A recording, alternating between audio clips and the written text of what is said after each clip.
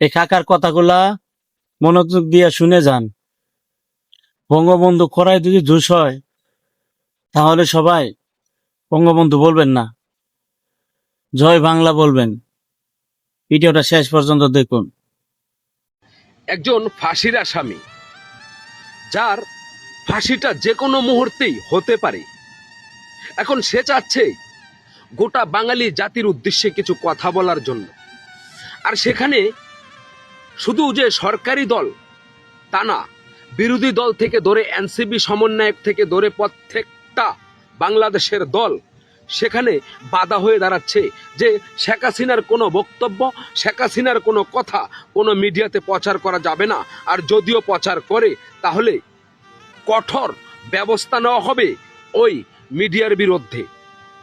কি এমন ওই ফাঁসির আসামি বলতে চায়, সেটা তো আমরা সাধারণ জনগণ হিসেবে অবশ্যই শোনার অধিকার আছে। নাকি এই শেখ হাসিনার কথায় এমন কিছু লুকিয়ে আছে যেটা শেখ হাসিনা বলতে চাচ্ছে, আর বললেই ফেসে যেতে পারে বাংলাদেশের যত বর্তমানে লাফান্না নাছার পাঠি আছে তারা? তাই যদি না হবে, যদি আপনারা ভাবেন যে গুটি কয়েকজন এমপি মন্ত্রী কিংবা বাংলাদেশের প্রধানমন্ত্রী হয়েছেন বলে গোটা বাংলাদেশের মালিক আপনারা হয়ে গেছেন, তা না। গোটা বাংলাদেশের মালিক কিন্তু সাধারণ বাংলাদেশের একজন নাগরিক হিসাবে আমিও। তাহলে আমি শুনতে চাই, আমাকে কেন বাধা দেওয়া হচ্ছে, কোন অধিকারে বাধা দেওয়া হচ্ছে? সে তো ফাঁসির আসামি, সে যখনই বাংলাদেশে আসবে তখনই তাকে ফাঁসির দড়িতে ঝুলিয়ে মারা হবে। আর এই প্রচারটা কিন্তু আপনারাই করে যাচ্ছেন। তাহলে সে বাংলাদেশেও আসতে চায়, আর ডিসেম্বরে বাংলাদেশে আসবে শুনে আপনারা কেন এত রকমের বিবৃতি এই সোশ্যাল মিডিয়া এসে দিচ্ছেন?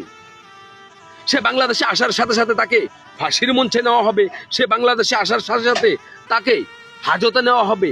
আরে ভাই, সে ফাঁসির আসামি, সে হাজতে থাকবে নাকি ফাঁসির কাষ্ঠে ঝুলবে সেটা বাংলাদেশের জনগণ ঠিক করবে, আপনি না। আর সে কিছু বলতে চায়, কেন এত ভয় তার কথা শুনবেন সেখানে আপনাদের? আসলে কি তার কথায় কোনো পারমাণবিক বোমা ফুটবে নাকি বাংলাদেশে, যে বাংলাদেশের জনগণের ক্ষতি হবে?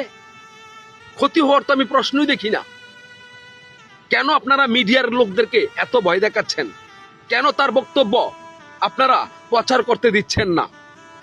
এর ভিতরে কি ইস্যু লুকিয়ে আছে সাধারণ জনগণ সেটা আপনারাও ভাবেন। কারণ সে মুখে কথা বলবে সেটাও তাকে দেওয়া হচ্ছে না।